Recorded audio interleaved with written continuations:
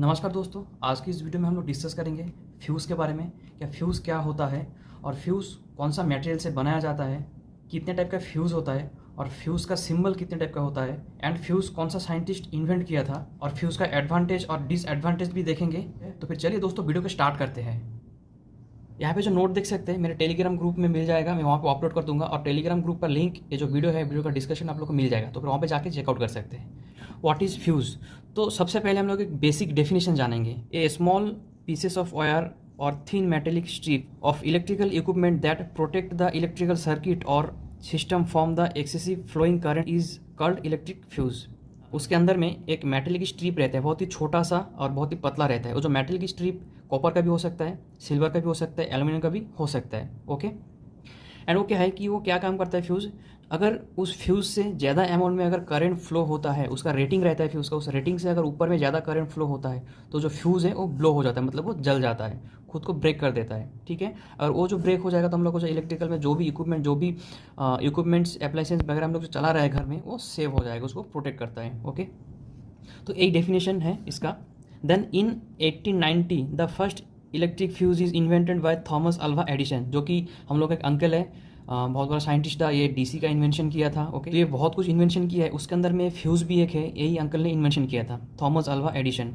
1890 में इन्वेंशन हुआ था फ्यूज़ का। An electrical fuse work based on thermal properties such as the temperature heating effect which is generated by the electrical energy. ठीक है, जैसे कि थोड़ा टाइम पहले बात किया था, क्योंकि अगर फ्यूज़ है, फ्यूज़ के अंदर में छोटा सा पतला सा मेटल स्ट्रिप रहता है, अगर उसके थ्रू बहुत ही हाई करंट उससे फ्लो होता है तो क्या होगा, उस करंट से वहाँ पे हीटिंग जनरेट होगा। ठीक है, हीट जनरेट होने के बाद वो जो मेटल का स्ट्रिप है वो जल जाता है और हम लोग का जो इक्विपमेंट है वो सेव हो जाता है। ठीक है, ये हीटिंग के रूप में काम करता है, क्योंकि हाई करंट फ्लो होगा, वो मेटल धीरे धीरे हीट होके वो सर्किट को ब्रेक कर देता है, खुद ब्लो हो जाता है, मतलब जल जाता है। ठीक है, आप लोग देखे होंगे हम लोग का जो एमसीबी रहता है या ओवरलोड रिले रहता है, जो कि हम लोग डीएल स्टार्टर में यूज़ करते हैं, बेसिकली यहाँ पे देख सकते फोटो आ रहा है, उसके अंदर में भी ऐसे हीटिंग इफेक्ट से काम होता है। आप लोग देखे होंगे एमसीबी के अंदर में भी ऐसे हीटिंग एलिमेंट रहता है, जब बहुत ज़्यादा गर्म होता है तब वो जब नॉर्मली टाइम पे जब हम लोग उसको ऑन करते हैं तो क्लोज होता है, जब वो बहुत ही ज़्यादा हीटिंग हो जाता है तो ऑटोमेटिकली वो जो एमसीबी हम लोग का है वो नीचे डाउन हो जाता है, मतलब ऑफ हो जाता है, तो क्योंकि वो ज़्यादा हीट हो जाता है जो स्ट्रिप। ठीक है, सेम ऐसे ओवरलोड रिले के अंदर भी हीटिंग एलिमेंट होता है, वो भी ज़्यादा अगर करंट फ्लो होता है, मोटर में अगर ज़्यादा करंट जाता है, वो भी धीरे धीरे हीट होकर सर्किट को कट कर देता है। A fuse consist of two conductive elements such as short wire and thin metallic strip. These elements are made by metal conductors like copper, silver, aluminium and zinc etc. तो ये जो fuses है इसके अंदर में जो स्ट्रिप हम लोग यूज़ कर रहे हैं पतला सा, ये कॉपर से बनता है, सिल्वर से बनता है, एल्यूमिनियम से बनता है एंड जिंक से भी बनता है, अब बहुत कुछ मटेरियल भी है उससे भी बनता है। जनरली ये low metallic point and high conductivity material are mostly use in this fuse. देखिए, ऐसा मतलब मटेरियल यूज़ किया जाता है जिसका जो मेल्टिंग जो पॉइंट है बहुत ही लो रहना चाहिए, गर्म होने से बहुत ही जल्दी वो मतलब ब्रेक होना चाहिए, ऐसे मेटल को चूज़ किया जाता है फ्यूज़ बनाने के लिए। इसमें इसलिए ये बोला है कि लो मेल्टिंग पॉइंट, तो इस टाइप के मेटेरियल को लिया जाता है जिसका मेल्टिंग पॉइंट बहुत ही लो है, मतलब कम हीट में जल्दी से वो गर्म होकर जल जाए, वो खराब हो जाए, ब्रेक हो जाए। ठीक है, and high conductivity material, high conductivity means ऐसा मटेरियल है जिसका मेल्टिंग पॉइंट तो लो रहेगा, लेकिन जो करंट को जो पास करवाता है उसका जो पासिंग का जो प्रॉपर्टीज वो बहुत ही ज़्यादा होना चाहिए, मतलब हाई कंडक्टिविटी। ठीक है, मान लेते कपर मटेरियल हम लोग लिए हैं, उसमें क्या लो मेल्टिंग पॉइंट रहना चाहिए और हाई कंडक्टिविटी रहना चाहिए, करंट को बहुत ही जल्दी से पास होने देगा, एंड अगर ज़्यादा पास भी होता है तो बहुत ही जल्दी वो खराब भी होना चाहिए, मतलब जलना चाहिए, जैसे कि low melting point. Okay, it play both protect and safety device role for the protection of power system. It help to clear the automatic fault and to avoid the damage to electrical device. ठीक है, electrical device को हम लोग protection करने के लिए use करते हैं फ्यूज़ को। अभी सिंबल के बारे में जानते हैं। By ISI standard the fuse as represented by different symbol. इस टाइप का सिंबल में देखने के लिए मिल जाएगा फ्यूज़, इस टाइप का देखने के लिए सिंबल में मिल जाएगा फ्यूज़, इस टाइप के भी देखने के लिए मिल जाएगा फ्यूज़। ड्राइंग में हम लोग इस डिफरेंट टाइप ऑफ सिंबल से हम लोग फ्यूज़ को पढ़ते हैं, और यहाँ पे जितना भी यहाँ पे स्टैंडर्ड है इलेक्ट्रिकल का, इन लोगों ने अलग अलग सिंबल में यहाँ पे रिप्रेजेंट किया है फ्यूज़ को। ठीक है, तो दोस्तों अभी हम लोग टाइप ऑफ फ्यूज़ देखते हैं। यहाँ पे देख सकते हैं दोस्तों, फ्यूज़ का कुछ टाइप है। इलेक्ट्रिक फ्यूज़, देखिए इलेक्ट्रिक फ्यूज़ में यहाँ पे एक तो एसी में भी डिवाइड किया गया है और डीसी में भी डिवाइड किया गया है। ठीक है, तो सबसे पहले हम लोग एसी में देखते हैं।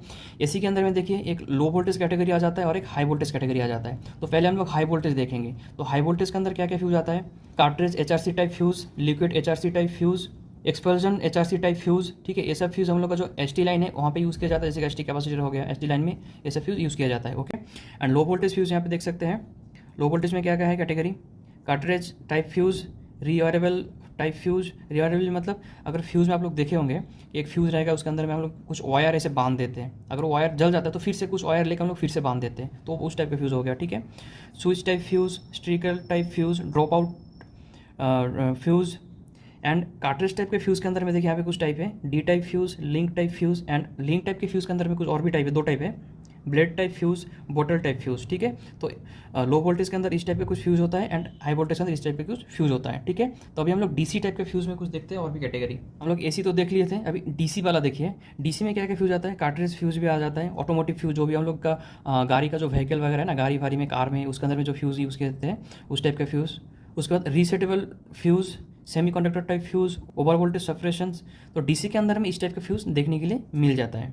तो दोस्तों अभी हम लोग कहाँ पे फ्यूज़ का यूज़ करते हैं वो कुछ देख लेते हैं। In the home wiring we use an electric fuse, mostly ये सेमी इनक्लोज वायरेबल फ्यूज़ और किटकट फ्यूज़ इज़ यूज्ड, ठीक है। ज़्यादातर घर में हम लोग रियोरेबल टाइप का फ्यूज़ यूज़ करते हैं, घर में ये सब जगह में फिर फ्यूज़ यूज़ किया जाता है।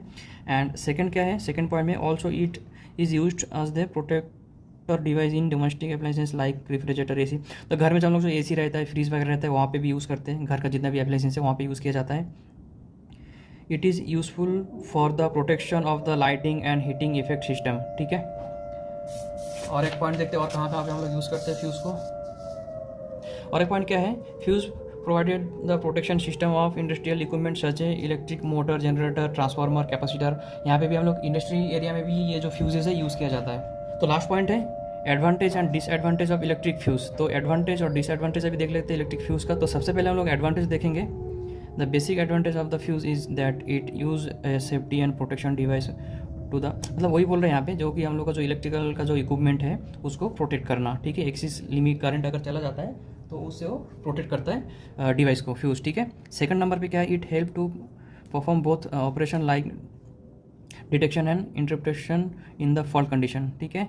थर्ड नंबर पे क्या है, you can find the different type of fuse usually in the market. मतलब ये क्या है कि 3 नंबर पे है कि ये जो फ्यूज़ है, डिफरेंट टाइप ऑफ फ्यूज़ आप लोग को मार्केट में देखने के लिए मिल जाता है, ठीक है। और ये ज़्यादा कॉस्ट भी नहीं होता है फ्यूज़ का। तो फोर्थ नंबर में क्या है, it accords in A small size, you can easily transport और हैंडलिंग, ओके। तो इसमें क्या है, फोर्थ नंबर बोल रहे हैं, यहाँ पे देख सकते हैं, पढ़ सकते हैं कि इसको बहुत ही साइज़ छोटा रहता है, तो एक जगह से दूसरी जगह हम लोग को इसको ट्रांसफ़र करने के लिए, लेने के लिए, लाने के लिए ज़्यादा मेहनत करने का ज़रूरत नहीं पड़ता है, ठीक है। बहुत ही ईजिली इसको ट्रांसपोर्ट एक्सपोर्ट इम्पोर्ट कर सकते हैं, ठीक है। It required no more maintenance. Fifth number पे क्या है, इसका मेंटेनेंस नहीं चाहिए फ्यूज़ का, ओके। सिक्स नंबर पे क्या है, विदाउट नॉइज, फ्लेम, गैस और smoke, it can automatically break the power circuit in a fault condition. जब फॉल्ट कंडीशन होगा तो कुछ भी टाइप का नॉइज़ नहीं होता है, आग नहीं लगेगा, ना किसी टाइप का गैस बनता है और स्मोक भी नहीं बनता है, बहुत ईजिली सर्किट को ये ब्रेक कर देता है विदाउट डिस्टर्बेंस का, ओके। 7 नंबर पे क्या है, it required A minimum time. देखो जब सर्किट में जब फॉल्ट कंडीशन होगा 0.002 सेकंड में सर्किट को भी ब्रेक कर सकता है, ठीक है। At fault condition in the fuse gives less time to detect and interpret the electric circuit then the circuit breaker. Disadvantage जान लेते हैं फ्यूज़ का। After every fault condition we are required a replace to the electric fuse और you can also rewirable the fuse, ठीक है। इस fuse को देखिए, जो वाला रीवायरेबल सिस्टम रहता है उसमें तो रीवायर कर सकते हैं, लेकिन अगर एक बार फ्यूज़ खराब हो गया तो उसको आपको रिप्लेस ही करना पड़ेगा, नया फ्यूज़ लगाना पड़ेगा, ठीक है। सेकंड नंबर पे क्या है, fuse is not recommended to use in high voltage rating circuit. इस फ्यूज़ को हम लोग हाई वोल्टेज में ज़्यादा यूज़ नहीं कर सकते, बहुत ही हैवी हाई वोल्टेज में जहाँ पे ट्रांसमिशन लाइन होता है, ठीक है। जैसे कि हम लोग 6.6 के अभी तक 11 के अभी तक यूज़ कर सकते हैं फ्यूज़ को, उससे ज़्यादा ऊपर में हम लोग बहुत ही हाई वोल्टेज में इसमें यूज़ नहीं कर सकते फ्यूज़ को, ठीक है। वहाँ पे हम लोग को ब्रेकर को यूज़ करना पड़ेगा। It can not be use multiple time after the fault condition. अगर ये फ्यूज़ ख़राब हो जाता है तो आप इसको बार बार नहीं यूज़ कर सकते हैं, ओके दोस्तों। आई होप दोस्तों वीडियो आप लोग को पसंद आया होगा। अगर पसंद आता है वीडियो को शेयर, लाइक और चैनल को सब्सक्राइब कर दीजिए। आज के लिए इतना ही, थैंक्स फॉर वॉचिंग।